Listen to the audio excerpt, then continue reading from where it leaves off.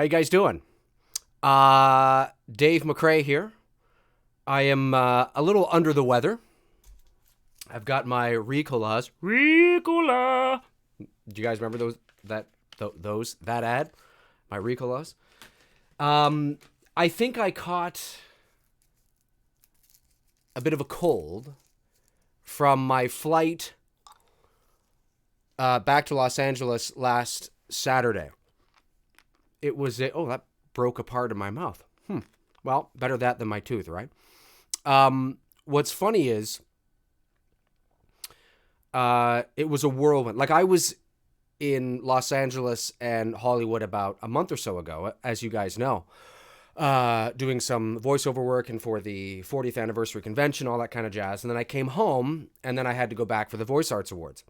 But my trip back to Hollywood this time was like in and out. I left Saturday morning and I came back Monday morning. It was a whirlwind of a thing. It's like I blinked and it's gone, right? But on the ride down, my girlfriend and I are sitting there on the plane and it is packed. It's packed. Like, I had never seen a plane that full. And it was full of kids. And I'm sitting there and I'm thinking to myself, and you could hear like,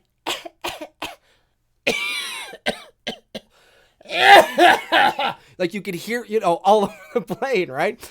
So I'm sitting there and I'm thinking, oh man, just whatever, just please don't get sick before the award show. Because the award show was the next night.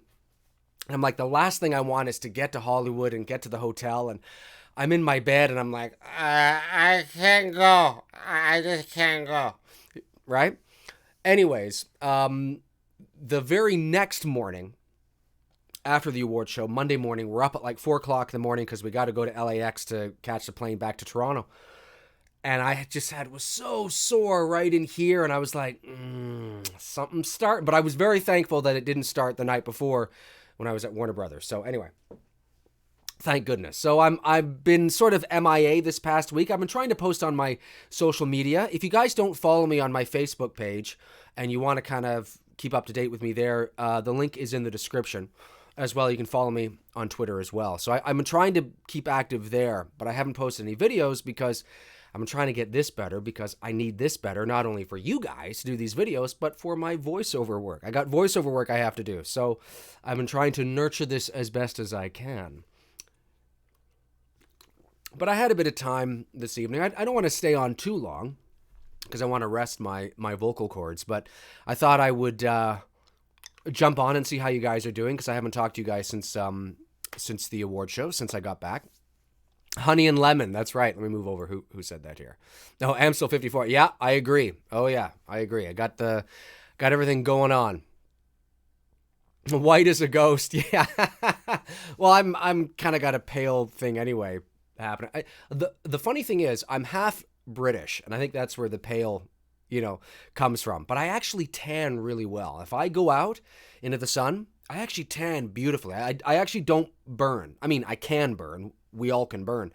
But I don't burn as easily as you would think. I actually tan really nicely. So when I actually do get sun, I actually look really nice. But no, you're right. I feel really sort of under the weather. So anyway, I thought I would jump on and see how you guys are doing. And 121 people watching. Wow, that's awesome. Thanks, guys. If you hear me cracking up, it's only because, a little under the weather. Hey, so as I posted on my Facebook page yesterday, and I posted on my community section yesterday as well, and I also posted, let me just get this back up here. I was looking at something. I also posted on my Twitter as well. The date hasn't been set yet, but I'm going to be doing an interview with Marion Singh. And Marion Singh is the actress in Halloween 2018 that has arguably everybody's favorite kill in the movie, which of course she plays one of the neighbors in Haddonfield who's on the phone, and she comes to her living room window and she's looking outside. She's like, what the fuck's going on out there, right? And Michael Myers comes up behind her, grabs her by the hair, and right through the thing. And she reached out to me about a month or so ago. And she's a big fan of the channel, and she likes what I do here, and she appreciates my balanced approach to just kind of keeping it real, right? And so anyways, we had some great conversations back and forth about the movie, and of course we both work in the industry, so that's sort of a mutual kind of love and connection there as well. So so we became sort of online friends, and she said, and then I asked her if she would be willing to come on my channel here to do an interview and talk about her experience with Halloween 2018, and she said she'd be more than happy to. So that's going to be awesome. I don't know when that's going to happen yet. I was talking to her yesterday online, and I was sort of trying to get from her what days work for her and what days don't work for her. And she gave me sort of a list and some options. So I'm going to check with my schedule once I feel better and I get rolling at the beginning of next week. I'm going to start to sort of figure that out. I don't know if it's going to be live. We'll see how that goes. If we can swing it live, that would be really cool, because then at the end of the interview, if she's okay with it, maybe we could take some live questions from some of you guys. But it all depends on, like, the interview is first. And so I don't know if it's going to be live or if it's going to be pre-taped and then I post it, because obviously I want to sort of make sure that everything is working correctly and there's no malfunctions and that kind of jazz. So we'll see. But I will let you know when that's going to happen. I'm hopefully going to do it hopefully before Christmas. That would be ideal. If not before Christmas, if we can't swing our schedules before then, maybe we'll do it right before the Blu-ray is released in January. But either way, we're going to do it hopefully really soon. So again, that's Marion Singh, the woman who was the neighbor in Haddonfield. She's a stunt woman as well. She has an amazing martial arts background, and she's been doing it for like 25 years, and so she's got quite the experience in that kind of thing, and she had the opportunity to play this part in Halloween 2018, and she jumped at the opportunity, and definitely it is a pretty cool scene. So that will be coming soon. When, I'm not 100% sure yet, but look out for that. That is definitely coming. As well, tomorrow night, as far as I know, unless something changes, which you guys will always know, tomorrow night, live on the channel, episode 3 of Two Dudes and Some Bullshit with myself and Tony Michael. Hopefully my voice will be even better by then. And we're going to be talking about our ideas of how to reboot the Friday the 13th franchise, what we think needs to be done. Some of you will agree, some of you won't.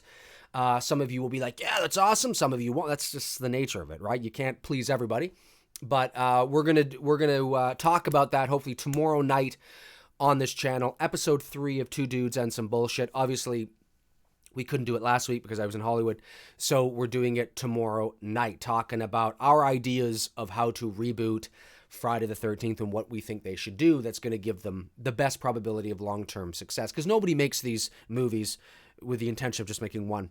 So, we're going to be talking about that hopefully tomorrow night. What else?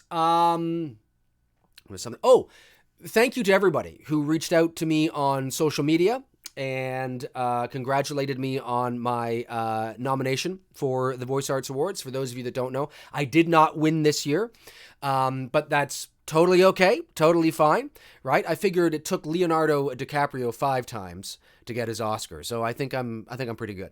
But sincerely, it is. I know it's an overused cliche to say that it is awesome to be nominated, but it truly is. I mean, to be walking the same red carpet as Sigourney Weaver is pretty awesome, and to be there amongst the best of the best in the voiceover world is just great. And to be at Warner Brothers was awesome. That was my first time there, so that was a really cool experience to be there. And everybody was great. Rudy Gaskins and his lovely wife Joan, who are the founders of SAVOAs, which is the Society of Voice Arts and Sciences, and the Voice Arts Awards, and Warner Brothers just put on another amazing show, and it was great to be in the house with all these amazing actors and actresses and performers, and it was just awesome. So it was my 3rd nomination in the National Television Promo category, so I am truly honored to be a 3-time nominee, and that in and of itself is really great. So I just want to say thank you to everybody who reached out to me and congratulated me on that. I think you guys are awesome. It does mean a lot. I wish I could thank each and every one of you personally, but obviously it's not practical to do that. So sincerely, I really appreciate it. Also, if you guys have not picked up, I didn't talk about this, but this is that magazine from, what is it, Movies, Birth, Death Movies, or whatever they are there. This magazine, if you guys have not picked this up, I pre-ordered it in the summer, and it came in, I think it was October or something like that. And it is awesome, I gotta say. Like, it goes deep into the history of the Halloween franchise, the new movie, John Carpenter, horror movies, what inspired Carpenter, how Halloween has affected the horror genre, a lot of the shit that we already know. But as a collector, as a huge fan, it's definitely something that I would get. And it's really well put together. I mean, you can tell that these guys are putting this magazine together themselves, but they've done a fantastic job in doing so. And the artwork is just tremendous. This is sort of old news now because it's been out for, well, a couple of months, but I never got around to it because I've been so busy. And I just wanted to say, look at that, Halloween the night he gamed at home. Look at that, Halloween video game. They got all sorts of just cool stuff talking about the franchise, cool photos that I hadn't even seen, which is just awesome. Speaking of Halloween, I forgot to mention, if he's watching, I want to say, again, thank you to Mickey Yablans, who I treated to the Voice Arts Awards. Of course, you all know him as Richie from the first Halloween movie. And his daughter is a big voice acting and voiceover fan. So I treated them to the Voice Arts Awards this year, and they were just lovely people. He is just tremendous. His daughter is an absolute sweetheart, and his wife, who was not there, but I did manage to talk on the phone it sounds like a sweetheart as well. They're just genuinely nice people. The Yablans, Erwin as well, is just a super nice man, and just really great people. So if they're watching, hey guys, it was awesome to meet you, and thank you for coming out. So pick up that magazine, because if you can, Birth, Movies, Death, I think that's what it is. It's really cool. Hopefully they still have some in stock. So, okay, one last thing before I get to some of your questions is I just got to rant about this because it just ticks me off. And unless somebody can, correct me here. So MovieWeb, it's one of these things that just infuriates me. It pisses me off. It's a non-story. So MovieWeb posts this, right? It's clickbait. And they're hashtagging all over the place. They post, is George Lucas really making an Obi-Wan Kenobi movie in Ireland next year? And I'm like, oh, okay. And their headline is, George Lucas to shoot Obi-Wan Kenobi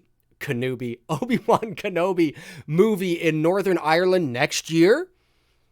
So I click on it. And this is basically what it says. It says, what is going on here? This is potentially huge news if true. Former Foreign Secretary Boris Johnson announced during a speech at the DUP conference this weekend that George Lucas that's what he said, is making the Obi-Wan Kenobi movie, I guess, and that he will shoot in Northern Ireland sometime in 2019. Here is what the man had to say during his speech. Now, this is the quote they provided. So unless there's more that somebody can provide me, but I'm just going on based on this. This is what this guy said. Which was the biggest grossing movie last year? ? Star Wars. And where does George Lucas propose to make a follow-up about Obi-Wan Kenobi? Northern Ireland. That's the quote. First of all, whoever this guy is, Boris Johnson, if that is what he said, and that is an exact quote and not a paraphrase, it doesn't say that at all. It does not say that at all. Nowhere in that blurb. Now, unless there's blurbs before it and blurbs after it that MovieWeb is not including, nowhere in that blurb does it say that George Lucas said that he is making an Obi-Wan Kenobi movie next year in Ireland. Nowhere. Nowhere does it say that. It doesn't say that. It just basically said that this guy obviously has heard that George Lucas proposed the idea. Well, I have no doubt he fucking probably did. He probably did. But in passing, in casual conversation, in a writing room, talking to somebody, It just pisses me off when I see shit like this. And I read the rest of the article looking for more information, but there's nothing. They just go into about how, there was that proposed idea of an Obi-Wan Kenobi movie, and then because of Solo and the divisiveness of The Last Jedi, they decided to axe maybe the future films. It just goes into that, and I'm like, so that's your evidence? Your headline is George Lucas to shoot Obi-Wan Kenobi movie in Northern Ireland next year? And that's what it says. I would say that he didn't say anything. Just pisses me off. Just pisses me off when I see shit like that. It's a non-story. A non-story. Anyway, all right. So let's go to some of your questions. Thanks for being so patient, guys. I apologize. If I'm coughing in your face, I apologize for that too. I love DJ Arnold's been very patient, capitalizing and adding me here. Hi, hey Dave. I was hired to score a Halloween fan film. Do you have any advice? Because your fan films are amazing. You were hired to score a Halloween fan film. Do I have any advice to score a Halloween fan film? Make it your own, but certainly emulate the simplicity of what's come before that. Make each track identifiable. So it's almost like a character in and of itself. There's something about each track that is immediately identifiable. So when we hear that, we go, it's that movie. A lot of horror movies today, and understandably so, will have, and it's not that the music isn't good, but usually the music gets lost into the narrative, and there's nothing really, memorable about it. It's usually a generic sort of soundscape that's eerie that could be placed with any horror movie. And it's not that it's not good shit, but that's sort of where we are. I say try to create, your own identity on these tracks that are simple but very effective and eerie and that kind of stuff. So, yeah, that's all I really just, make it your own, but identifiable. All right. Wow, 138 people. Ethan LeBlanc says, what do you think about the original scripted ending for Halloween 2018? I don't know, because I'd have to see it in context, and unfortunately, it actually play out. And unfortunately, it doesn't look like we're going to be seeing it. It doesn't look like it's going to be on the actual Blu-ray, which comes out in January. So that's unfortunate, because I would have loved to have actually seen it play out. So see, a minute or two prior to it, and then see it play out, see if it actually worked better. On paper, a lot of people are like, oh, that's stupid, that's just so stupid. Well, yeah, okay, but let's see how it plays out, because a lot of people don't like the ending they have. A lot of people think it's too abrupt. A lot of people think it feels like it ended 5 minutes too soon. A lot of people are kind of like, that's it. So, I think it's important to remember that, not everybody enjoyed the ending that they have. And some people were like, oh, so we burned again. You know what I mean? And it's kind of like, I would just like to see it play out, and then I could make up my own mind. But it doesn't look like we're ever going to see. I mean, maybe we will one day, but yeah. The Film Addict says, hey, Dave, what's your thoughts on Palpatine probably returning in episode 9? I've been hearing rumors. Listen, I'm okay. I'm okay with all of that, as long as it's utilized correctly and it's not just thrown in for the sake of throwing it in there. As long as it makes sense to the narrative.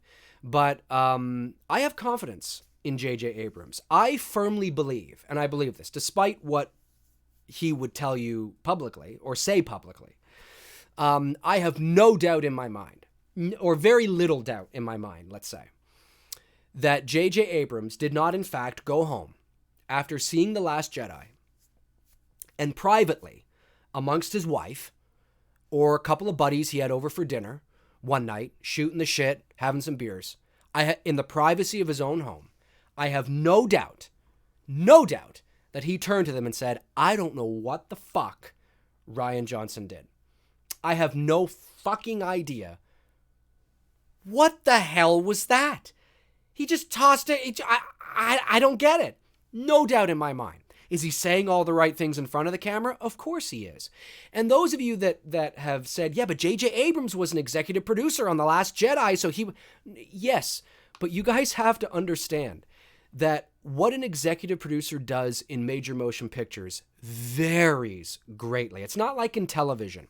If you're an executive producer in television, you by and large have a more important role than the director, because directors can change from episode to episode. It's not unprecedented that over the course of a television season, and certainly a series, but over the course of, say, like a 13-episode season or a 20-episode season, it's not unprecedented nowadays, especially, for somebody to come in and direct a couple of episodes and then they leave. Then somebody else comes in, directs a couple of episodes and leave. But the one constant is your executive producer, which in television is called a showrunner. Okay? They've been called showrunners now for the last little while. And they're usually the constant. So they're the ones that are the driving, creative force over the course of the season. They're making sure the arcs are there, and they bring in their directors, and so their directors will put their own stamp on stuff. But in television, especially, the one constant is usually the executive producer or the showrunner. In motion pictures, it's a bit different. An executive producer can have big weight on a movie, or they can just sit back and offer some creative input and offer their name, and I'm kind of here if you need me, but just go ahead. J.J. Abrams is on record as saying that he had absolutely, unequivocally no creative input in The Last Jedi whatsoever. He's actually said that. He read the script, and he did say, oh, I wish I was, doing this film. He did say that. We all know he said that. But he had no creative input. He said that. He said, I didn't have anything to do with this. So J.J. Abrams' name is there because he got the ball rolling. So a lot of the characters that are in The Last Jedi, he created. So it's only natural that he would be an executive producer on this movie, because they're using his name, they're using his characters. You know what I mean? They're going to give him, an executive producer credit, which he's going to get some money, and but he had nothing to do with much of the creative direction of The Last Jedi. That's Rian Johnson and Kathleen Kennedy. So there's no doubt in my mind that he was like, what the fuck? So I know this is a long-winded explanation to your Palpatine question. Basically, I just hope that I trust JJ that he's going to do the right thing. And if this is in fact wrapping up the entire saga as we know it, then yeah, it makes sense to bring certain things in there. But don't think that just because Palpatine could be back doesn't mean that Palpatine's back. Palpatine could be back for like 38 seconds, to drive a certain point or whatever it is, right? You might see him in a cameo, or, you know what I mean? But don't think he's going to be like a driving force where he's in the movie for like, 48 minutes or something like that. But I'm okay with it, as long as I have very little doubt that this movie will not be better than The Last Jedi. I don't know how the hell they're gonna, because anyway, yeah, I think it will be a better movie for sure. But I'm very interested to see that first teaser trailer. John Russell says, Dave, you said you were half British, English, Scottish. Can you be about Scott? No, my mother was born in England. My mother passed away in 2011, but my mother was born in England, and she came to Canada in 1956 when she was 12 years old. So my last name, McRae, which is a Scottish sort of name, actually comes from it actually comes from my step grandfather, if you will, because my real grandfather, which was Earl Pichet, he was French. He was killed in World War II, and then when my dad was only 3, and then my grandmother married a man by the name of Bill McRae, and that's sort of how I became a McRae. But I'm actually not related to anybody named McRae, at least not directly. I mean, maybe somewhere down the line, but not directly. Okay, a lot of questions. Sebastian Sidon says, hey, Dave, what's your thoughts on the next Halloween sequel using the unused Halloween 3D script and melting the mask into Michael Myers' face? Well, my last video that I uploaded prior to this one, a couple of videos ago, I gave sort of a blueprint, a concept of what I think would be a cool idea to get a sequel started. And I asked if you guys wanted me to flesh that out, and you overwhelmingly said yes. So I will do that. And in the future, hopefully very soon, I will have a video where I talk about my fleshed out idea for a sequel to Halloween 2018. Noah Jones says, do you think Laurie will die in a possible sequel? I don't know. But I think they both should have died at the end of this movie. I think that would have been great. Laurie sacrifices herself to save her daughter and her granddaughter, and Michael and her burn together in the fire. That would have been great. And just call it a day. End of discussion.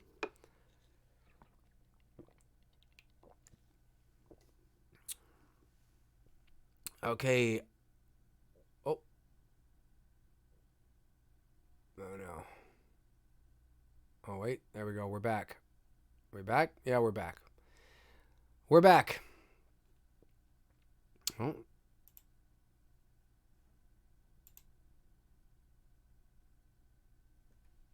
Oh. I think we're back. Are we back? I think so. I think we're back. Sorry about that, guys. Sometimes that happens. Okay.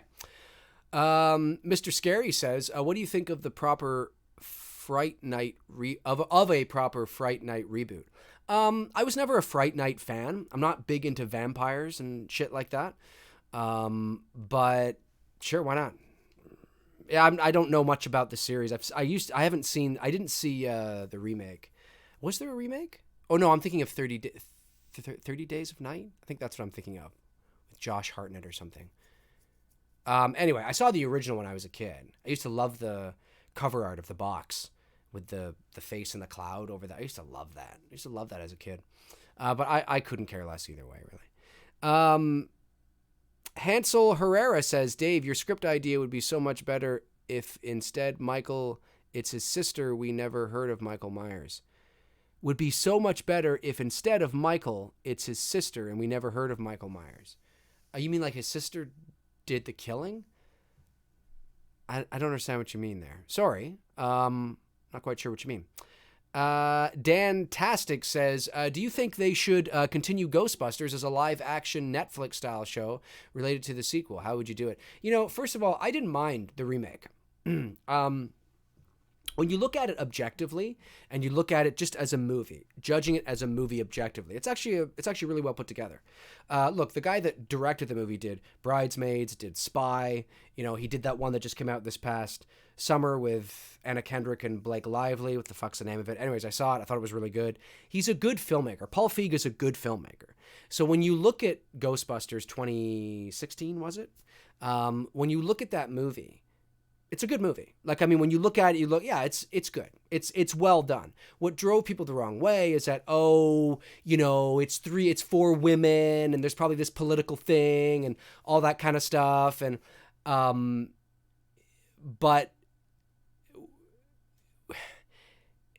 yeah, like there are a lot of people like, yeah, like I get why people didn't like it, but people didn't like it when they announced that it was going to be 4 women. So people just didn't like it because of that. And they went in not wanting to not like it. I didn't give a shit. And I went in and I was thoroughly entertained. And I was like, yeah, that was all right. For what it was, I thought it was fine. You know, do I need to see another one? No. Did it need to be made? No. But it was fine. Do you know what I mean? In terms of taking Ghostbusters to Netflix, I mean, I could see it being a show, but I don't think there's the demand for it. You know, I really don't. And now Dan Aykroyd has come out and said that they're working on a Ghostbusters 3 script. I'm just like, fuck, really? Dan, let it go. Let it go, Dan. You know, let it go. I don't understand why he's so hung up on this. I love Dan Aykroyd, good Canadian guy. But I don't understand why he's so hung up on Ghostbusters 3. That ship sailed like 25 years ago. If they had made Ghostbusters 3 in the early 90s, or even 15 years ago, if they had done it in the early 2000s, that might have been a little late. But Ghostbusters 1 was 4? 2 was 89. If they had done 3 in like 93 or 92, yeah, okay.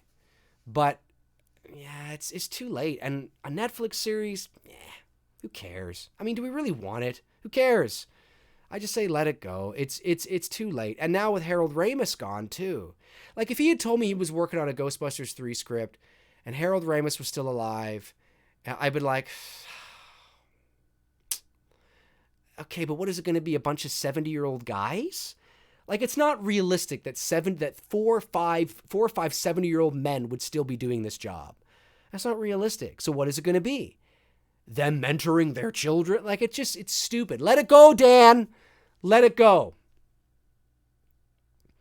Larry Hart says, how do you think JJ will utilize the footage of Carrie Fisher in the next Star Wars film? Oh, I don't think it's that complicated. Look, they have a lot of footage of her, no doubt, and I think it will be stuff, obviously, that was shot, not used, and I think it will be sort of, I don't know if you'll necessarily see...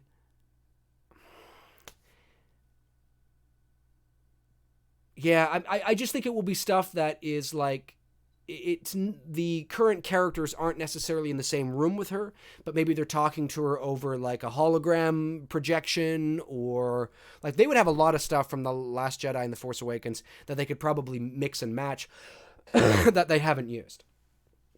They probably have a lot of that shit. So there's no doubt that they could probably use, that's how I think they're probably going to use it. But I still think she should have died in episode 8. Because what are you going to do? I guess she's just not going to die. That's what it is. She's not going to die. And at the end of episode 9, when it's the big climactic, hurrah, we've done it again, she'll be there in some CG form or something. I don't know. I just, I think they will probably utilize holograms and footage of her talking to other people while the battle is going on, but not necessarily standing in the same room with Poe and Daisy, and unless that's also footage used from the previous films. That's how I think they'll probably do it. I think it will probably, and they say that they want to give her the send-off that she deserves. So I'm like, okay, we'll see what that is going to be, right? I don't know. That's what I think they're probably going to do. Sean Calling says, plans on doing a reaction to Avengers 4 trailer when it drops? No. And that's not because I don't hate the Avengers. It's because I'm not a comic book guy. And the reason why I don't talk about comic books on this channel is because I'm not qualified to do so.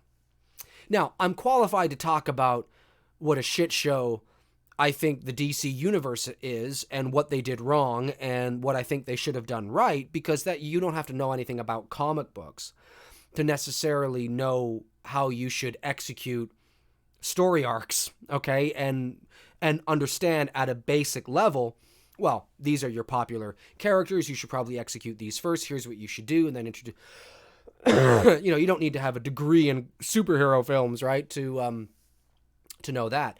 But when it comes to actually understanding, the worlds and the universes and the characters, and being able to talk about them at a level which I know a lot of my subscribers would probably really appreciate. Like, at a level that, like, your John Campia's talk about, right? Or way back in the day, what the hell was the guy's name? I forget his name now, but, or even, a lot of the people online that talk about comic books I couldn't do that. I couldn't do that. No way. Like, I couldn't talk about that the way I talk about Halloween or horror movies or that kind of stuff, and I can't even go that deep with Star Wars, because Star Wars to me is the original trilogy, the prequels. I include that in what it is to me, even though I'm not a fan of them, and these new films. But when you talk about Legends and the EU and the comics and the books and the this and the, I only found out like a year ago that Chewie supposedly died from being hit in the face by a big moon. I'm like, what? Oh yeah, yeah. I'm like, what? Like, I never read that shit. And that doesn't mean that it's not good shit. I just never got into it. So, and with superheroes, I know so much less. Like, I know your basic information about your basic, like, Batman, Superman, things like that. But for me to do a reaction to Avengers 4, I don't know what I'm reacting to. Like, I can't react in the same ways that you would react because I don't know the drama. I don't know the relationships. I don't know the characters. So if something like epic happens, and you're expecting me to go, whoa, shit, so that means that, oh, I may not, because I might be going, and then you're watching me going, why didn't he react to that? Because I don't get it. I don't get that meant, oh, do you know what I mean? So it's nothing against superhero films. I love to watch them. I love the spectacle. I was one of those kids that just never got into them. When I say not into them, it doesn't mean I don't like them. I just mean like I didn't get into them the way that I got into like Halloween or horror movies or Star Wars to a degree, right? But I appreciate like the superhero movies that I've seen. Of course, they're great. Nicola the Avenger says, what is your opinion on the deleted hotel scene from Halloween 2018? Oh yeah, when Aaron puts on the mask. I mean, I can see why it was deleted. It's completely unnecessary. I think it was to offer a scare that you remove that scene and you're not any worse off than you are without or with it in there. So I can understand why they removed it. That's also, if you had it in there, that's 2 times that somebody else had the Michael Myers mask on, which I didn't even think the doctor should have put it on. I understand narratively why he did, but I didn't like it. So having him put the mask on as well, it just seems kind of, it seems unnecessary. And it seems anticlimactic. Oh, it's just Aaron. Oh, they're going to have sex in the shower. I actually think it would have been a great opportunity to utilize actually an actual kill, have something crazy happen. It's raining, the power's out, in the shower, the water gets cold. Aaron's not answering her. Fuck, I could go in. I don't get me started. I could go on and on and on. So I don't care. It doesn't bother me. It's just cool to see something else, but I totally understand why it's not in there. David King says, having watched the movie a few times, just doesn't feel like a Halloween movie to me other than Michael. Well, like I said, those of you who are ranking this movie, I think need to let the movie sit for a while. This time next year, ask yourself, how do you feel about it? There's no doubt that it's a good movie. It's a good modern horror movie. That was fun. But it's not in my opinion, it's not a great Halloween movie. It's got Halloween-y things in it, yes. And there are some really nice moments, yes. But it was lacking, in my opinion, in the type of mood and atmosphere. It's not that it didn't have any mood and atmosphere, but it did. And there were certain moments that I thought it was really nice. But overall, I think it could have been a lot stronger and better. I think it's... one of the things that people out of the world premiere at TIFF said, coming out of TIFF, oh, it's the best one since the original. Oh, it's the best one since the original. Oh, it's the best one since the original. You read that a lot, right? You guys remember that? Reading that a lot, hearing that, people say that a lot. And I was laughing inside because in my mind I'm thinking, well, that's not a hard bar. Like here we are, all these pundits, it's the best one since the original. Like that's a hard bar to achieve. Now, you are under the illusion it's a difficult bar to achieve because of the disasters that they've had, but it's actually not. It's actually not a difficult bar to achieve. Is it difficult to surpass it? Yes, that would be difficult because you're riding so many other emotional, nostalgic, psychological things. But to create a movie that is a good Halloween sequel that is not that difficult to do, really.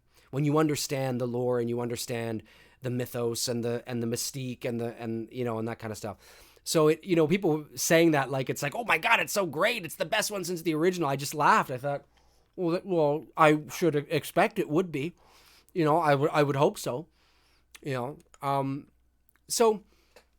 I mean, I will be very curious to see how people feel about it this time next year. And I don't think anybody's going to go from loving it to hating it, but I really would love to see where people feel this time next year, like where people kind of settle in.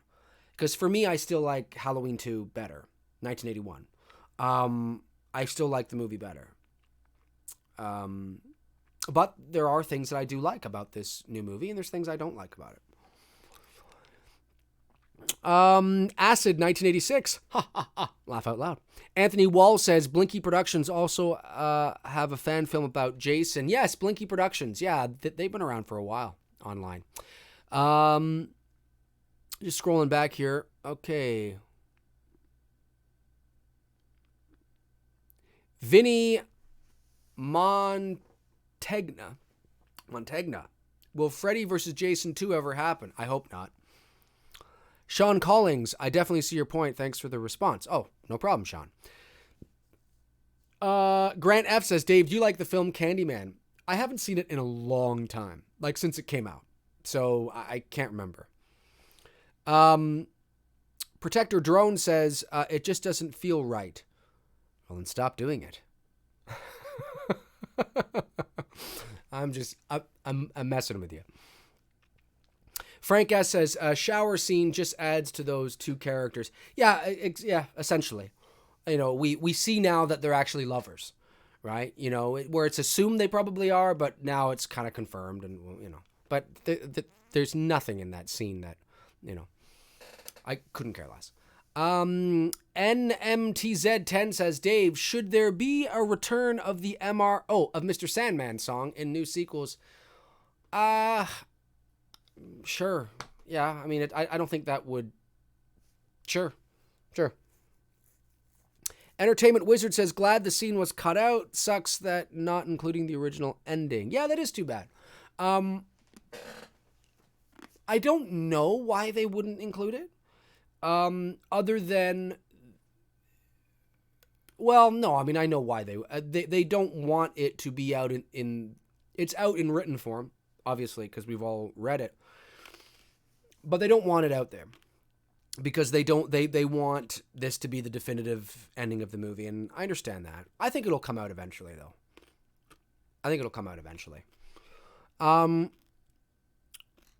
Okay, and again, if I don't answer your question, guys, it's nothing personal. I'm moving a bit slower today because I'm sick. For those of you who have just joined me, but I thought I would jump on and have a little chat with you guys. Sarah Smith says, what's your favorite horror movie of the 2010s?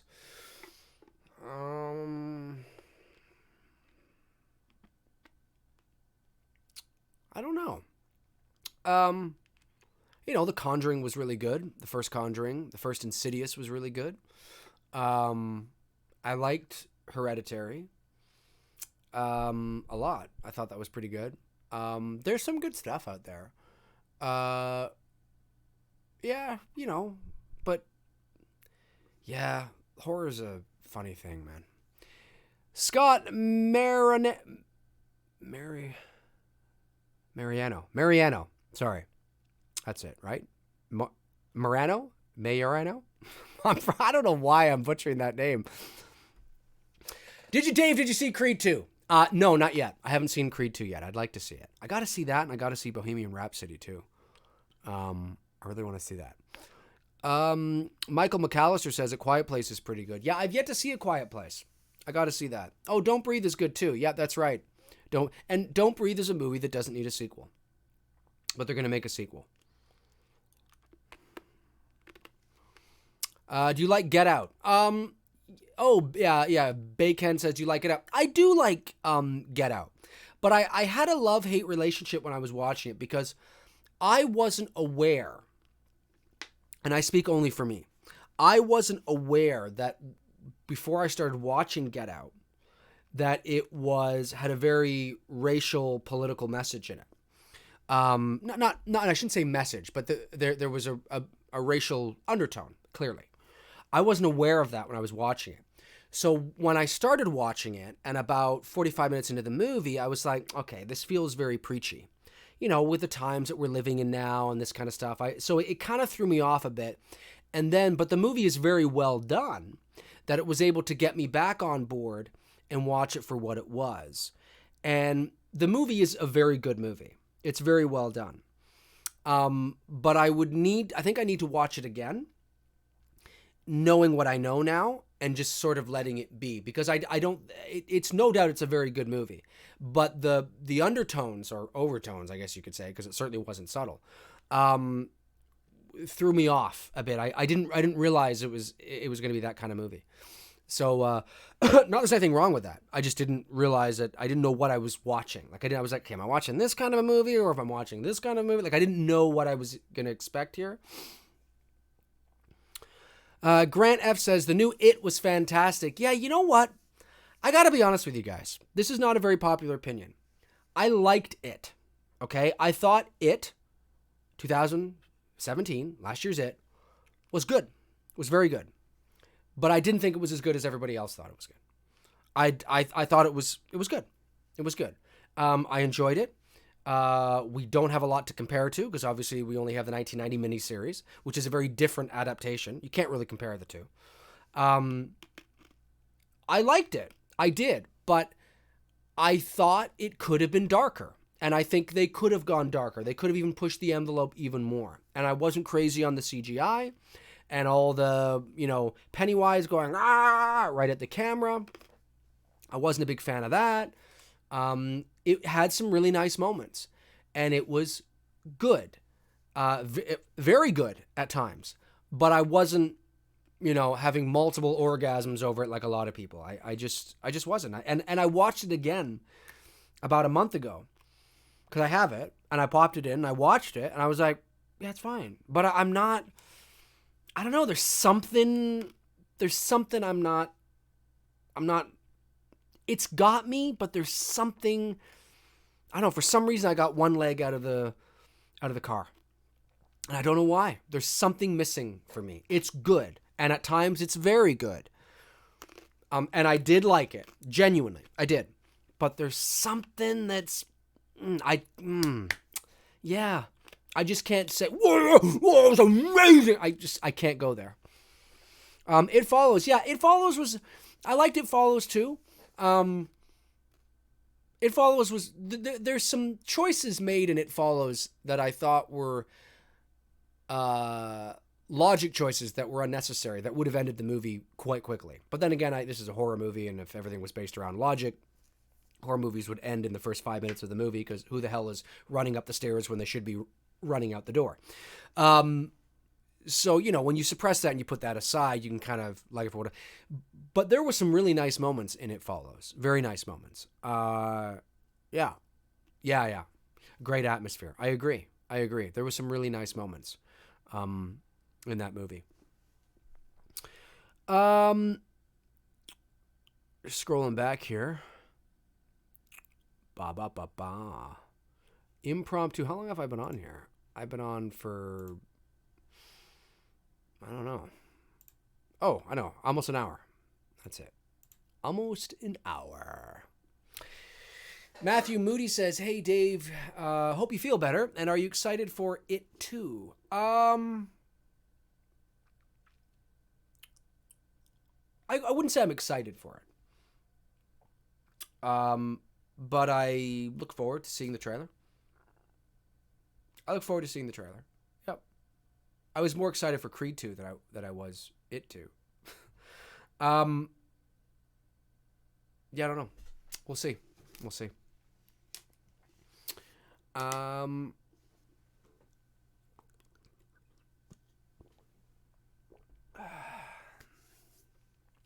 Thanks for answering, Dave. No problem, Bay.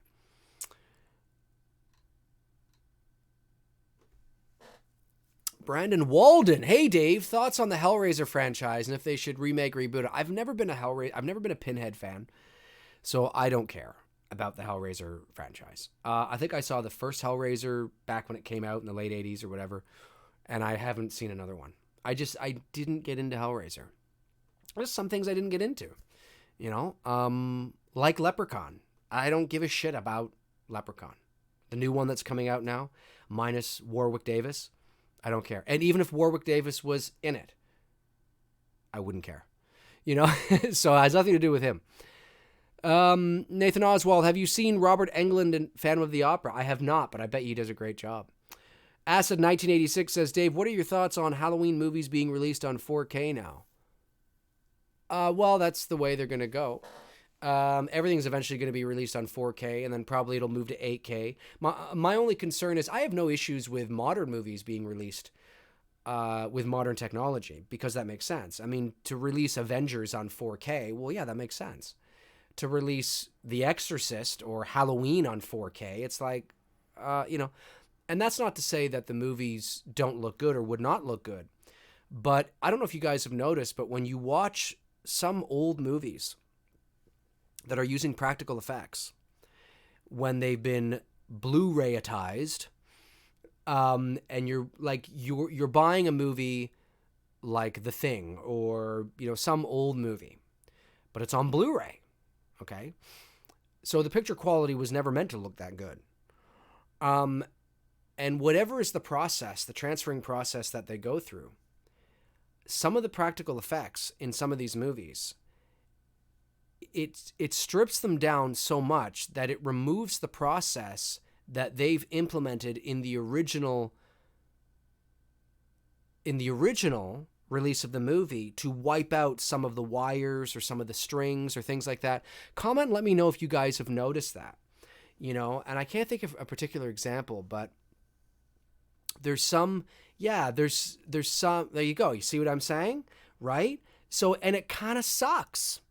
It kind of sucks. Like, it was never supposed to be like that. And I'm sure we've all noticed it, where you watch a Blu-ray or a high-definition version of an old movie that used practical effects, and in certain shots, you can see some of the strings. Like, I'll be honest with you, this pains me to say this. It pains me to say this, but in the Blu-ray version of The Empire Strikes Back, because it's my favorite Star Wars movie, when Luke is on Dagobah, using the Force to lift the rocks, if you look closely, you can see the string lowering the rocks on top of each other. Have you guys noticed that? You got to look for it. Now, mind you, I got a gigantic screen, so I mean, I can see it. But the shit is charming. It's not charming. I don't think it's charming at all. It's not charming. That's an excuse, Chris. It's not charming. That's you justifying, because it's shit. It's not supposed to look like that because it didn't look like that in the original release. They removed it. I forget what the process is called now, but they removed it. It's not charming to see it in there because it was never in there. If it was always in there, and we went back and watched that old movie again and noticed it and went, oh, well, then it's charming because you're watching it. It's like watching a movie from the 40s and you notice something that's kind of cheesy now, right? You go, okay, but it's not like it wasn't there before. No, it was always there. It wasn't cheesy then because people weren't aware of the technology and that's just what it was and people accepted it. Now it's kind of cheesy. Well, no, it's not charming now. I watch it and I'm like, it throws me off. I shouldn't be seeing this. And I don't understand. What I don't understand is with today's technology, and I genuinely don't understand. So somebody would have to, inform me because I'm naive to the process. But it does surprise me that in the Blu-ray transfer, in the high definition transfer, unless it's just way too expensive, that they don't, if they strip away the masking process of whatever they've done to remove those in the original, that they don't go in and redo it. Because I said that I don't want to see string lowering the rocks onto the rocks on Dagobah because it takes me out. It takes me out of the movie. And it's not there in the VHS. It's not there in the version I watched in 1987. It's not there on the original DVDs. It's only there on the Blu-rays. And you notice that in other old movies. I've noticed it. So it's always bothered me. So to answer your question is that, Halloween's an exception because there weren't a lot of things that where you'd notice things like that. But I get worried that the more old movies they transfer into high definition, they're going to strip a lot of that away, and we're going to start seeing things that we were never supposed to see. So, Halloween's an old movie. It was supposed to look dark and grainy. It was shot on 35 film. It's not supposed to look pristine and crisp and beautiful and clear. Although I will say, the Blu-ray transfer of Jaws is fucking amazing. The Blu-ray transfer of Jaws is outstanding. It looks like a modern movie. It's unbelievable. They did a great job with that. But anyway, yeah, eventually they'll be doing, 4K, then 8K, and then, it'll probably just, eventually it'll be virtual reality, and we'll be actually in the movie. Eric Simon says, I'm enjoying the sweet... Oh. Thank you, Eric. Appreciate that.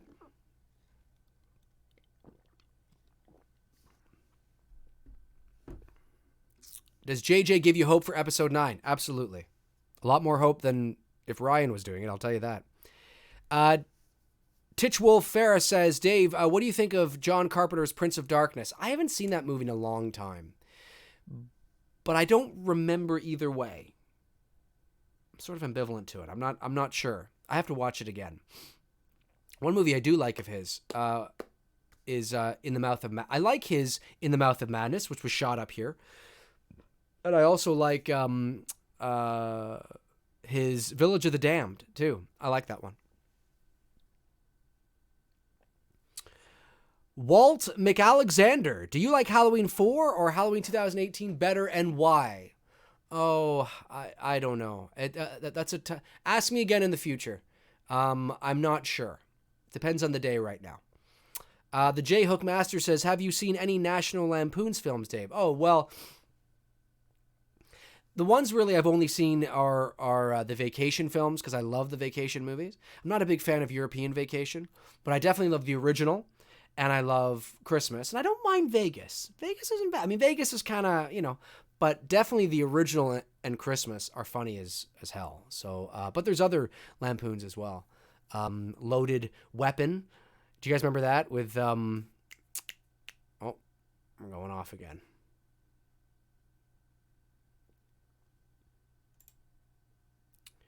Our stream is off. Wait. We're back. We're back. I wonder why it went off. Not sure. We're back. And a little less quality. Wonder why. I have to check my stream. Yes, but the Lampoon's Loaded Weapon with what's his face? Danny Glover and no, it was Samuel L. Jackson. And Estevez there. That was kind of funny.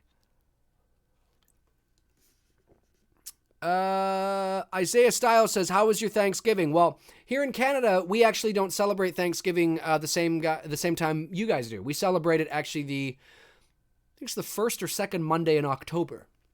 So we had our Thanksgiving about 6 weeks ago. So yeah, but it was good. It was good. But we do celebrate Black Friday here.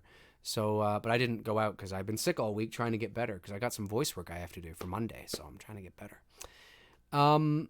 Gav H says, Dave, how come Nick Castle did not play Michael Myers in all of Halloween 2018 instead of just the cameo? Well, I don't want to speak for Nick, but I believe it's because he had no interest.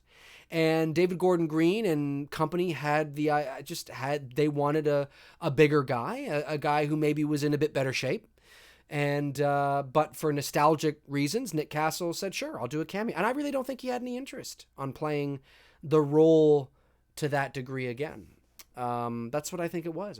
It's as simple as that. I mean, let's not forget he's 70 years old, and, so yeah, I just don't think he had an interest at being up at 3:00 in the morning every day for 5 weeks. All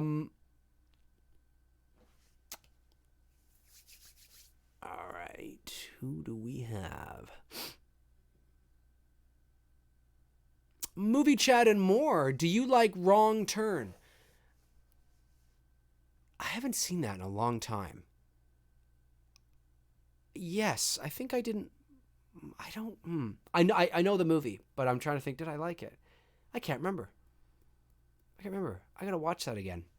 I think they made like a bunch of sequels to that. Hope you feel better. Thank you, Isaiah. Okay. Jason Stillwell says, hey, Dave, would you like to see Kevin Bacon play Freddy in a reboot of Nightmare? No. People have to remember, this whole Kevin Bacon idea came from Robert Englund.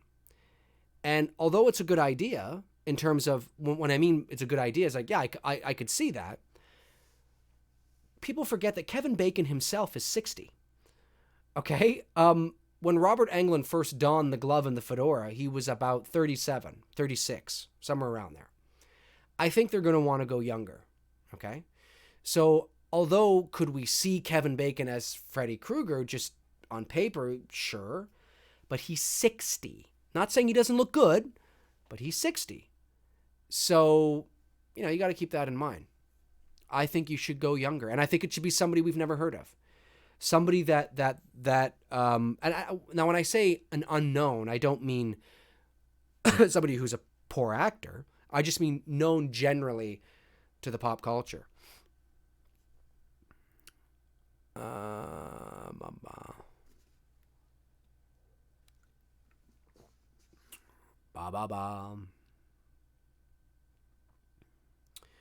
Oh, Mitch 40 Meyer says, Dave, what are your thoughts on the upcoming Child's Play 2019 remake?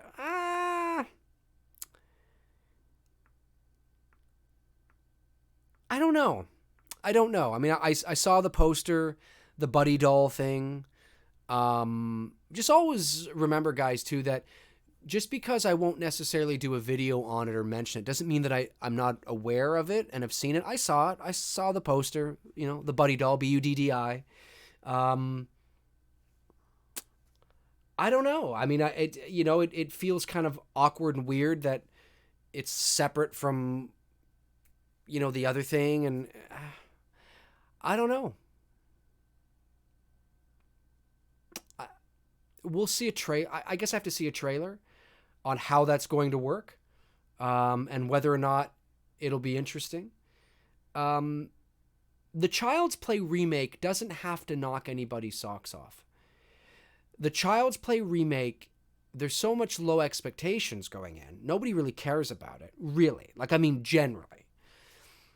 That all it has to be is just good. It doesn't have to be amazing. It doesn't have to be outstanding or brilliant. It just has to be pretty good. If you can walk away going, wow, that was actually pretty good. That was a lot better than I thought it was going to be. That was actually good. Like if it was like a solid 6.5, 7 out of 10, right? And in my world, that's pretty good, right? 7 out of 10, that's pretty good. But of course, we live in a day and age now where people know either, something's either a 10 out of 10 or it's shit. But if it could be like a 7 out of 10,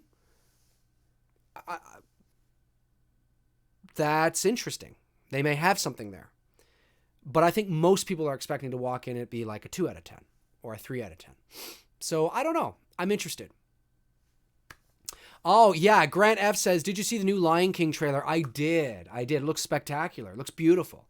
The animation looks great. And it was a great trailer. The psychology they use in the marketing is just brilliant. I was going to do a video on this, but it wouldn't be a very long video. But yeah, I won't mention it here just in case I decide to do a video on this. But it was good. It looked good. Yep, I'm excited to see. I'm excited to see it because now when The Lion came out in 1994, I was 15. So I wasn't really of an age where I was into, going to the movies to watch animated films. But because I was already I was a teenager in high school. But I definitely remember The Lion King being all the rage and a big deal. And so to see it in this form 25 years later, 25 years, Jesus, is pretty cool. 25 years next year, I mean. So yeah, it looked good. Like the animation looks solid. But then again, if they're using the exact same kind of animation they used in The Jungle Book, which they are, then we would expect nothing less, right?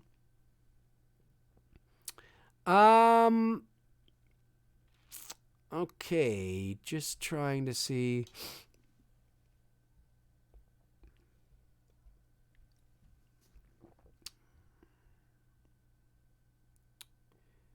Anthony Walls says, Dave, have you seen the Evictors movie? The Evictors movie?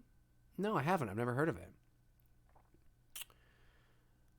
Ryan Reenham? Pet Sematary thoughts. You mean I liked the first Pet Sematary from 89, I think it was. I saw the trailer for the new Pet Sematary. It looks good, but it looks like a standard modern horror movie that looks promising. But I don't know. We'll see. We'll see what it's like. We'll see. Dante Austin says, do you think Halloween 2018 should have been longer? I think, well, no. I think they struggled with knowing how to end the movie. And they wanted to leave it open for a sequel, but they wanted to make it feel complete at the same time in case they didn't want to make a sequel. And so that's why it feels sort of a little ambiguous and kind of abrupt. I think they just should have ended it. We talked about this. I think Cody Leach and I were on the same side on this. But the guy, Lee might have been as well, and Mike and Jay from Wham may have been too. I think we all were kind of. It should have ended with Laurie and Michael dying together. They just should have had the balls to pull the trigger and say, this is it. This is it. It's the end. And Laurie sacrifices herself, saving Karen and Allison, you see. And I don't mean willy-nilly. There's an epic battle. There's an epic fight. There's, she goes out, no pun intended, in a blaze of glory. But that's how it's sacrificed. And her and Michael burn to death together there. And I think that's how they should have done it. And that's it. Because, like I said in my video that I posted about a week ago when I talked about my blueprint idea for a sequel, don't misinterpret the fact that I will be able to come up with an idea for a sequel as my glowing endorsement for a sequel, because I really don't think they need one. I couldn't care less whether they do another one or not. And that's not because I hated the movie. I didn't. I just think it's unnecessary. It just feels redundant. I don't know where you're going with this. But if you are going to do one, here's an idea that may be kind of cool and work. But I will say this now, and I will say it when I eventually upload that video. My sequel idea will be for the intention on ending everything. Like, it's done. It's over. Get on with your lives, people. It's done. You know what I mean? That's what will be my intention. But so yeah. Tito Duran says, did you watch Ready Player One? I did. I loved Ready Player One. Probably the most fun I've had at a movie theater in a long time. I felt like a kid. I thought it was great. And it had nothing to do with the 80s nostalgia that was tossed in there. It was just the pacing and the characters and the momentum and the execution of everything felt like the Spielberg of the 80s. Nobody does it like he can. And I thought it was great. I had a lot of fun. And yes, of course, the 80s Easter eggs was fun. But you take all that out and you just replace it with even modern shit. But the pacing is the same. The characters are the same. Yes, it's a little cliche, kids versus, the villain and this kind of stuff. But it's good shit. It's predictable. There's nothing unique about it at the end of the day in terms of its narrative. We kind of know how this is going to go. It's like a pie that your mom makes. And it's good. It's amazing pie. There's nothing proprietary about it. There's nothing, but it's just good shit. And every time you have it, it's like, this is good shit. And nobody makes it. Well, I guess in that sense, it is proprietary if nobody makes it like your mom. But I think you know what I'm trying to say, right? There's nothing unique necessarily about it. It's just, wow, you know what I mean? And Spielberg proved with that movie why he's the king of that kind of a movie. If that movie had come out in the 80s, it would be a classic today. Bona fide classic, up there with your E.T.s and your Jurassic Parks and your, Poltergeists and your all that, your Goonies, all that shit. It would be. The only reason why it gets lost, it comes out and it gets lost in the bunch is because they're releasing blockbusters every fucking weekend now. Every weekend there's a blockbuster. Back when I was a kid growing up in the 80s and as a teenager in the 90s, that was not the case. There wasn't a blockbuster being released every single weekend. A blockbuster was an event. Do you remember what it was like when The Force Awakens came out? How it felt like it was an event? Well, imagine that like once or twice a summer. That's it. That was it. And now it's every weekend. And the summer movie season is being pushed from May. Now it's into March. Eventually there's not even going to be a summer. It's going to be all the time, And so, yeah, if Ready Player One had come out 35 years ago, with 80s technology. Okay, we got to keep that in mind. But even then, it would have been a classic. 100%. 100%. 100%. But it comes out and it gets lost because nobody, because as soon as it comes out, the Avengers is coming out, and then Solo's coming out, and then another one's coming out, and another one's coming out. And it's just like, people are like, Ready Player what? There isn't that time. Oh my God, I'm spitting on my microphone. Time for some water. There isn't that time to build that. And movies are not in the theater as long anymore either. Because obviously they want to make as much money as they can on sales and Netflix and distribution rights and all that kind of jazz. It's a whole business thing now. It always was a business, but I mean, it's evolved into something unbelievable. Okay, we'll go for a little bit longer. Grant F says, scariest film I've ever seen was The Changeling with George C. Scott. Yeah, that's a good movie. That's a Canadian film, or at least partially Canadian, I think. Is it not a Canadian film? A lot of good Canadian horror movies, guys. The Changeling. Not to be confused with the... what's her face movie? Changeling is... it's Canadian. A Canadian psychological horror film. I believe it was shot in Montreal. $600,000. Yeah. Came out in 1980. That's a good movie. I have that movie. I don't have it on Blu-ray, but I have it on DVD. I gotta watch. Maybe I'll watch that tonight. Maybe I'll watch it tonight. It's a good movie. The J Hookmaster says, any Christmas guilty pleasure films? Christmas guilty pleasure. Well, guilty pleasure implies that it's a movie most people don't like, but that you do, or that you'd be embarrassed to say that you liked. I can't say that there's anything like that. But definitely, Christmas Vacation. I really like that movie, One Magic Christmas. That came out in the 80s with, what's her face there? Forget her name now. But that was a good movie. I don't know if you guys remember that movie where, what's her name? I always forget her name. Mary Steenburgen? Mary Steenburgen? I think that's her name. Yeah, is that her name? Yeah. Yeah, Mary Steenburgen. And it came out in 1985, so I was 6. And that movie, I love that movie, but that's not a guilty pleasure because it's not like that movie everyone's like, oh, okay. And it has an amazing Santa Claus in that movie. Really looks like Santa Claus, like what you would depict to be Santa Claus, not like fake white beard or anything. He looks great. So yeah.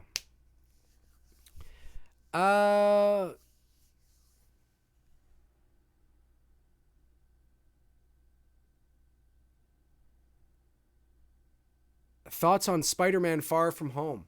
That's the sequel, right? To the one that's coming out? I don't know. I haven't seen Homecoming yet, so I don't really have any thoughts on it. We'll see. We'll see after I see Spider-Man. I usually wait till these movies come out on Netflix, and Spider-Man Homecoming, at least for us here in Canada, is not on Netflix yet. But when it does, I will watch it. Yeah. The Film Addict says, thoughts on Joaquin Phoenix playing the Joker next year? I'm very curious to see this movie. Very curious. DC is a shit show right now and a mishmash of stuff. I think it's just they're saying no to this, but saying yes. Like, I don't even think they have a universe. It's just all sorts of shit. Quite frankly, I think DC should have just forgot about Marvel, not gave a shit about Marvel, and stopped trying to and just be their own thing. I think it was also a mistake when Nolan set up the Batman universe. I think they should have gone from that. I think that's what they should have done. And it should have been the same world. Look, if you want cute, sarcastic, glowy, and poppy and candy, you go to Marvel. If you want something darker and more serious, you fucking go to DC. And I think if they had kept that, and they had used Nolan's Batman universe as the launching pad for a DC universe, one that you can bring. I understand that there are certain DC characters it might have been awkward to bring into that more serious, grounded in reality style. I get that. But then, okay, let's say you don't do that.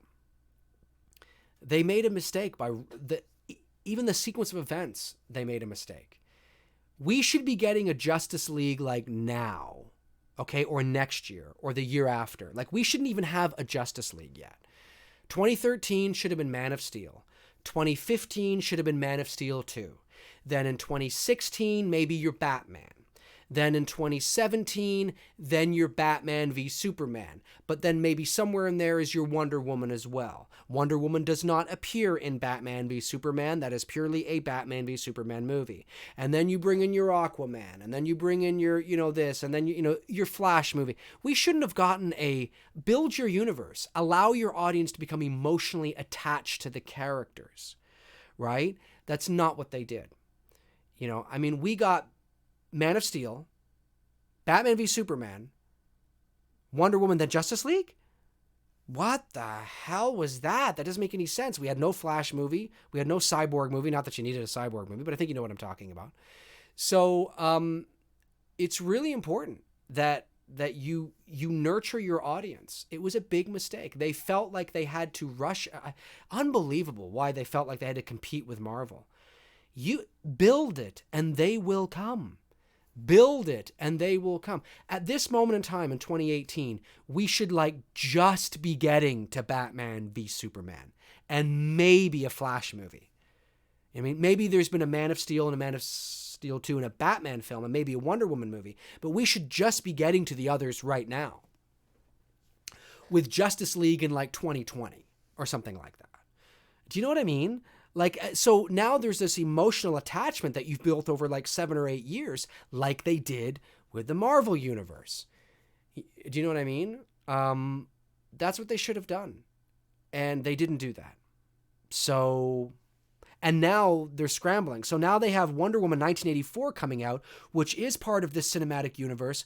But then they have the Joker coming out, which isn't part of the cinematic universe. But then they have Suicide Squad, which has another Joker in it, which is part of the... It's like, what the fuck are you doing? And then there's this Batman movie they keep talking about, which has nothing to do with the cinematic universe. And then it's like they want to have their cake and eat it too. They realize they fucked up, but they don't want to admit they fucked up. So they're going to keep the train going with this cinematic universe, which died 3 or 4 movies ago. But their egos are too big to admit that they fucked up. So they're just going to keep going with it while building this other thing up in hopes that just eventually takes over and they just kind of move into that. And you know what I mean? It's ego. There's no reason to continue the universe. There's no reason. Justice League did not make the money they wanted it to make. Neither did Man of Steel. Neither did Batman v Superman. Neither did Suicide Squad. The only movie that did, arguably, was Wonder Woman and maybe Aquaman, which is coming out. But the other 4 movies that they released were disappointments.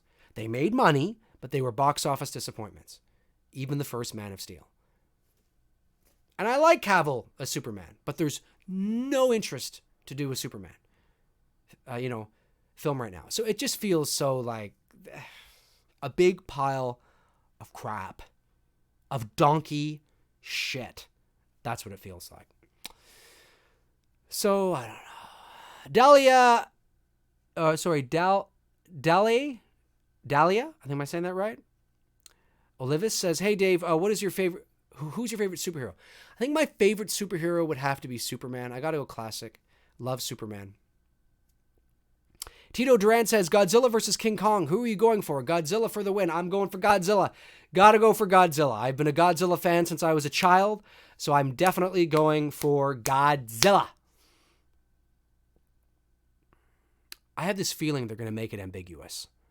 I just have this feeling that they're not going to decide a clear winner, which is going to be shit. In reality, okay, let's look at this in reality. Godzilla would destroy King Kong. I know they've made Kong bigger. That's good. But if you think about it,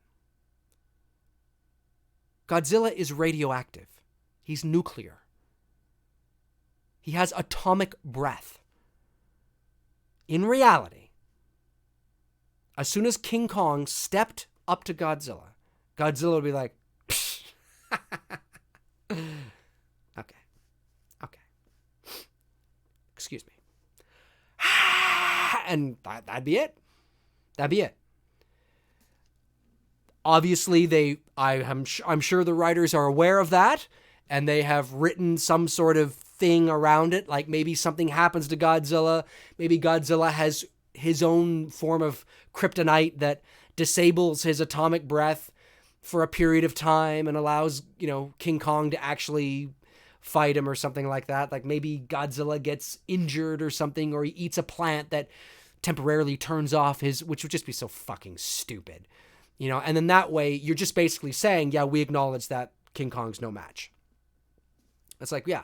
So if there's a period of time in the movie where Godzilla is not able to use his atomic breath for whatever reason, then that is the writers basically saying, we know that in reality, Godzilla would eat King Kong for lunch.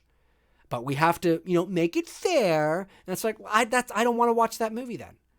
And then you could say, well, why are you making this movie anyway? And I would say, yeah, exactly. Why are you making this movie? Unless you hold off the fight till the very end and there's this big anticipation, that's just this big outright fight. And, but in reality, Godzilla would destroy King Kong. Okay. I'm not saying that King Kong might not be able to get some shots in. All right. Might not be able to get some shots in there. He might be able to get some shots in there, but he's not going to win, and it worries me that they're going to make him win or leave it ambiguous like they did in the 1960s, 63 King Kong versus Godzilla, which is hilarious, by the way. I have it on VHS, but if you watch it, I mean, it's just two guys in a suit, right? But it's fucking amazing. Anyway, they roll off like this cliff into the ocean, and King Kong emerges from the ocean, but Godzilla's nowhere to be seen. So it gives the impression, I guess King Kong won, but Godzilla, but we don't know really for sure, because maybe Godzilla just kind of swam away. I hope they don't do that. I really don't.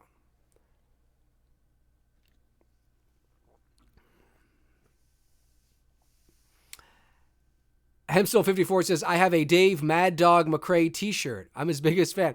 Oh, you have the Shit Show t-shirt? That's awesome. If you follow me on Facebook, send it to me on my Facebook page, Many Things Dave McRae, and I'll repost it on the main, if I haven't already. I'll repost it. Going to see Creed 2, Dave. Yes, I am going to see Creed 2, Christian. I am. But I don't know when yet. Entertainment Wizard says, Dave, where you get the Halloween 2018 poster? That poster was given to me by somebody who works for a Hollywood studio, who I will leave nameless. But they were very kind enough. They reached out to me way back in June. And big fan of the channel. And they sent it over to me. So not in the frame, though. They just sent it over in that. You see that little tube over there hanging in the corner? Right, right over there. Oh, I'm going the wrong way. There we go. Right over there. Just a tube. A cylinder tube. Anyways, that's what it came in. And I framed it and hung it on my door. So, very nice of them to send it over.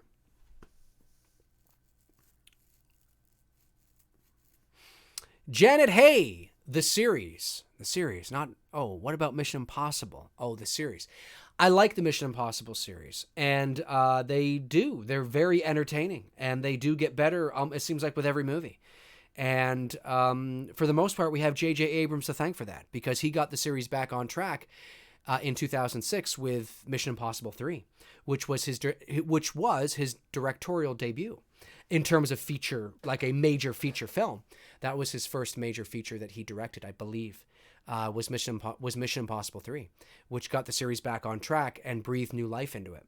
So we have, now mind you, they didn't make another one for another 5 years, but certainly that was what got everything back on track.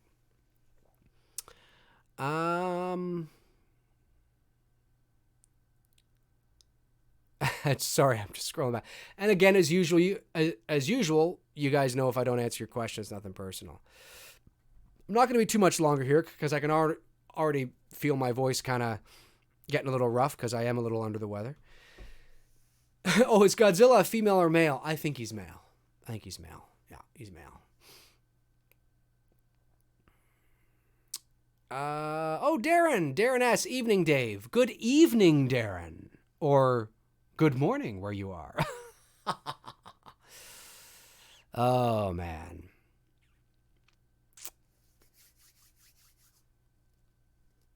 Noah Jones says, if you had a chance to make a Halloween movie, would you do it?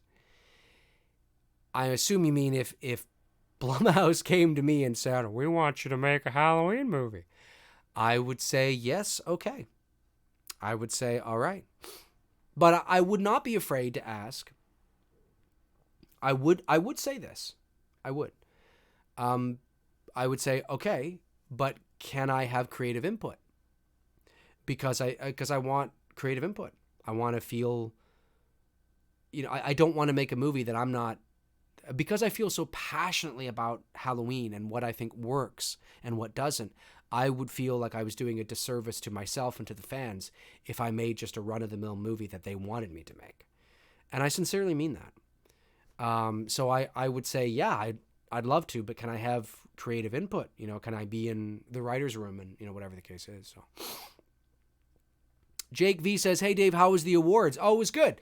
Yeah, at the beginning of the stream, for those of you that don't know, the Voice Arts Awards was great. Thank you again to everybody who said congratulations to me in terms of the nomination. I did not win, but I posted some photos here, as well as on my Twitter and my Facebook page of myself at the awards. It was awesome. It was great to be there. And like I said, to be on the same red carpet as Sigourney Weaver was pretty awesome. And she's radiant. I mean, she looks, in person, she looks great. I mean, she's 69, I think. She literally looks like she's in her late 40s, early 50s. She looks great. She looks like she could still kick alien ass. And so it was great to be there. My first time at Warner Brothers, and Savoa's and Warner Brothers put on a great show. And to be a 3-time nominee is really an honor. And I joked around with a few people. I said, it took DiCaprio 5 times to win his best Oscar, which is crazy when you think about the shit that he was nominated for. Like, I thought for sure he was going to get it for Wolf of Wall Street. I think we all did, right? No, he didn't get it. So I figure I'm in good hands. Just as long as I don't become the Susan Lucci of the Voice Arts Awards and it takes me like 150 nominations to win, I think I'll be okay. But yeah, it was a lot of fun. It was great. And the after party was great. And Warner Brothers puts on a good show, man. They put on a good show. Free drinks, free food. They put on a great show. They are a class, which of course you would expect. I mean, when you're dealing with somebody like Warner Brothers, it was great. So I had a good time. So thank you again for everybody who commented on the photos and everything. It was great. So we'll see what happens next year. Oh, Tabitha Short in the house. Hey, Tabitha, how are you? Good to see you. Hope you guys all south of the border had a good Thanksgiving. Wayne Downey says, are you a fan of the Rocky series? Does Creed 2 interest you? Oh, yes. Wayne, you must have just tuned in. Yes, I'm a big fan of I like the staples that we all like, right? 5 aside. I think I have not seen Creed 2 yet, but for people who have seen it, say that that's it. Like, don't even, like, Creed's arc in a way is done. Like, it's done now. Like, this is sort of the pinnacle. And even though I haven't seen the movie, I kind of know how it ends. I'm sure he avenges his father's death. Okay. We know how these movies go, right? It's not a spoiler to know that he probably loses and then wins.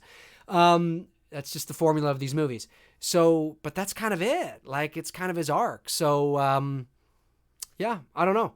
I haven't seen it yet, but I have a strong feeling that I'm probably going to agree with a lot of those people that you don't need to make, another one. I thought Rocky's story of Rocky Balboa was great. How it ended with him walking away from Adrian's tombstone, and it was beautiful. It was beautiful. It was great. Okay, I will take 2 more. I'm going to take 2 more. I apologize for those who just tuned in. You can go back and watch the stream, but I got to get off here because my throat's starting to get a little raw because I've been talking and I'm still a little under the weather. So I apologize for that, but I will take 2 more. I appreciate you guys tuning in, though. I thought since I was under the weather and not doing too much, I would pop on and see how you guys are doing. That's why I've been MIA. Since the award show, I came back. haven't really been posting videos because I've been under the weather. So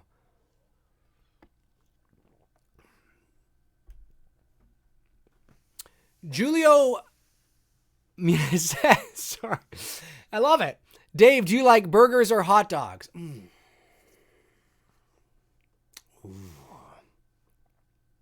Hard to say. I got to admit, when I'm downtown Toronto and there's the street meat on the sidewalks, get one of those big street meat hot dogs from the vendors is pretty cool. Putting all the stuff on it, it's good stuff. But a good burger can be good too. Depends on my mood. Alrighty. Okay, last question of the night.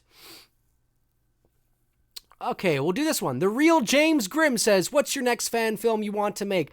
That's a good question, James. I don't know because I would love to venture into doing original stuff, obviously, because I have a library of original shorts and I have a feature film that I'm heavily involved in development on. So there's things that I would love to do originally. But if the money was there and the resources were there in terms of the resources are there because I have access to this stuff. But if the budget was there and if there was interest, things like that, yeah, I would do another Halloween fan film, but taking it to the next level. And I would love to do an Elm Street or a Friday the 13th film. But you have to understand that to do it at the level that I want to do it, I mean, Never Hike Alone has set the bar for the fan film genre. And if you're going to do a fan film, in my opinion, it's got to be that and above, and with my Halloween fan film, even though a lot of people really liked it, some people didn't, the production value on it was really good. So that's kind of the bar of where, and I would love to do like that, but more, take it to the next level, where you're watching, you're like, damn, like this is, do you know what I mean? So fan films are starting to become they're no longer just, they're becoming more and more professionally executed all the time. So it's a lot of work and a lot of money. It's a movie, you're making a movie, it's a fan film, but it's a major movie, so I would never just go out and make a run of the mill, cheap cut. If I were to do that, it would be executed in a similar way that I did with, Haddonfield Reaper, the little movie that I shot on my phone. Those are always fun to do. But the expectation is, hey, let's go out, make something on our phone, see, how we can do it. But if you watch the movie, which is on my channel, even though it was shot all on the phone, I came back, it was mixed, it was edited because I wanted to have a professional presentation. And that takes a long time to do as well. So I would rather, in all honesty, unless somebody came to me with a big budget and said, we'd like you to do this, or there was a GoFundMe or something to that effect, I would like to put that time and energy into the original projects that I have, in my mind that I want to do. So, but good question though. All right, guys, that's going to do it for me here on this Saturday, November the 24th, 2018. I appreciate you all tuning in. I know it was spur of the moment. It wasn't planned, which is why the title is Impromptu. That means spur of the moment, not planned. But I've been under the weather this week ever since getting back from the award show out in Los Angeles, and that's why I've been MIA, and that's why I haven't been doing any videos. So I thought I would pop on, see how you guys are doing, let you guys know I'm still here. If you guys don't follow me on Facebook, hit that link in the subscription. If you don't follow me on Twitter and you have Twitter, follow me on Twitter because I'm starting to tweet there more as well. So, hopefully tomorrow night, I got to connect with Tony Michael, but the plan is tomorrow night to do episode 3 of Two Dudes and Some Bullshit live on this channel, 7 p.m. Eastern Standard Time tomorrow night, where we talk about what we would do for Friday the 13th in a reboot. So tune into that tomorrow night. That's still the plan. But we'll see how it goes. So I will talk to you guys soon. In the meantime and in between time, take care of yourself. And yeah, I'll talk to you guys soon. Cheers.